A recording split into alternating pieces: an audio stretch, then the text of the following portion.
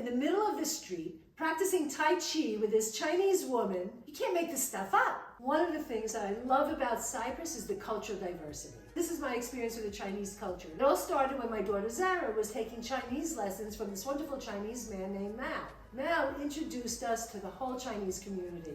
At one point we were talking about taking Tai Chi, and that's when I started taking these lessons, and actually I think I became somewhat decent at it. From there we were invited to make dumplings with another one of his Chinese friends. This woman didn't speak English, so we were just watching her and making them. And then another time we were introduced to a beautiful Chinese lunch. There was a soup, there was a noodle dish, there were things I don't even remember, but everything was delicious. Coming from the US, you think you're the center of the universe, particularly if you're from New York. But the world is vast. People have different ways of thinking, different cultures, and I think being exposed to that and exposing my kids to that is a very important thing to do.